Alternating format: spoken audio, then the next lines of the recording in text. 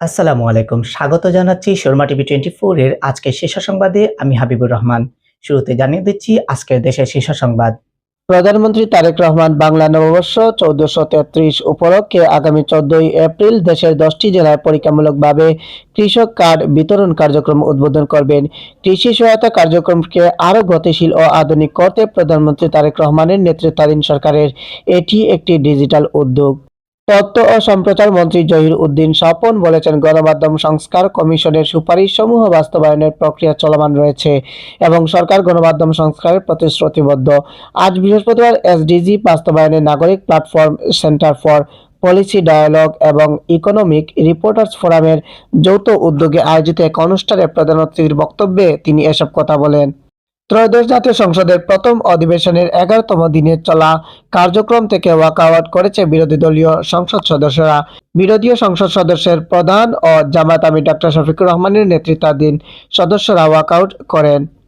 বগুড়া ৬ ও শেরপুর ৩ আসনে উপনির্বাচনে জাল ভোট এজেন্টদের বের করে দেওয়া, সকলেই সিটে স্বাক্ষর নিয়ে নেওয়ার মতো একাধিক গুরুতর অনিয়মের অভিযোগ এনেছে বাংলাদেশ জামায়াতে ইসলামী। দলটির ২টি আসনে প্রিজাইডিং অফিসারের বিরুদ্ধে আইনগত ব্যবস্থা নিতে এবং ব্যাপক অনিয়ম যেসব জায়গায় হচ্ছে সেখানে ভোট গ্রহণ স্থগিত করতে প্রধান নির্বাচন কমিশনের হস্তক্ষেপ কামনা করেছে। জুলাই সনদ বাস্তবায়ন নিয়ে বিএনপি সরকার তার কথা রাখেনি বলে আক্ষেপ প্রকাশ করেছেন জাতীয় নাগরিক পার্টির মুখপাত্র আসিফ মাহমুদ সজীব ভুঁইয়া। তিনি বলেন, বিএনপি সরকার গঠনের 2 মাসের মাথায় আমাদের কথা বলতে বাধ্য করেছে। ইতিমধ্যে প্রধানমন্ত্রী তারেক রহমানকে নিয়ে লেখার কারণে গ্রেপ্তারের ঘটনা ঘটেছে। আপনারা এতক্ষণ শুনছিলেন আজকের দেশের শীর্ষ সংবাদ। এবারে থাকছে আন্তর্জাতিক শীর্ষ সংবাদ। যুক্তরাষ্ট্র ও ইসরায়েল ইরানে হামলার শুরুর প্রায় 6 সপ্তাহ পর বুধবার লেবাননে ইসরায়েলের ভয়াবহ বিমান হামলায় 250 জনের বেশি মানুষ নিহত হয়েছে। দিনটিকে এ সংঘাতের সবচেয়ে রক্তক্ষয়ী দিন হিসেবে বিবেচিত করা হচ্ছে।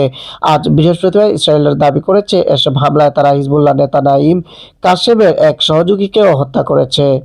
লেবাননের দক্ষিণাঞ্চলে ইসরায়েলের নতুন করে চালানো বিমান হামলায় অন্তত 17 জন নিহত হয়েছেন।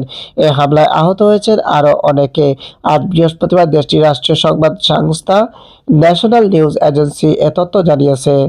যুক্তরাষ্ট্র ও ইরানের মধ্যে ঘোষিত 2 সপ্তাহের সাময়িক যুদ্ধবিরতি নিয়ে অনিশ্চয়তা তৈরি হওয়ায় আন্তর্জাতিক বাজারে তেল ও গ্যাসের দাম ফের লাফিয়ে বেড়েছে। যুদ্ধবিরতির ঘোষণার পর জ্বালানির দাম কিছুটা কমলেও আজ বৃহস্পতিবার আবারও চড়া হতে শুরু করেছে। এতক্ষণ শুনছিলেন আন্তর্জাতিক শীর্ষ সংবাদ। এবারে থাকছে আজকের খেলাধুলার সংবাদ। টি-টোয়েন্টি ক্রিকেটে অবিশ্বাস্য এক রেকর্ড গড়েছেন লরা কার্দোসো। ব্রাজিল নারী জাতীয় দলের এই ক্রিকেটার আজ বৃহস্পতিবার এমন এক ইতিহাসে নিজের নাম লিখিয়েছেন যেখানে আর কেউ নেই। নারী পুরুষ মিলিয়ে আন্তর্জাতিক টি-টোয়েন্টি এর আগে এক ম্যাচে 9 উইকেট নেয়ার কৃতিত্ব আর কারও ছিলেন না। লরা আজ সেটি করে দেখালেন। চলতি মাসে বাংলাদেশে আসছে নিউজিল্যান্ড ক্রিকেট দল। 3 ম্যাচের ওয়ানডে আর টি-টোয়েন্টি সিরিজ খেলবে 2 দল। সিরিজের প্রথম ম্যাচ মাঠে গড়াবে আগামী 17ই এপ্রিল। সিরিজ শুরুর 8 দিন আগে বদলে গেল সূচি। প্রিয় দর্শক, আপনারা এতক্ষণ দেখছিলেন শর্মা টিভি 24 এর নিয়মিত আয়োজন আজকের দেশের শীর্ষ সংবাদ, আন্তর্জাতিক শীর্ষ সংবাদ এবং খেলাধুলার সংবাদ। এতক্ষণ ধরে আমি ছিলাম হাবিবুর রহমান। দেখা হচ্ছে শর্মা টিভি 24 এর পরবর্তী আয়োজনে। ততক্ষণে সবাই ভালো থাকবেন, সুস্থ থাকবেন। আল্লাহ হাফেজ।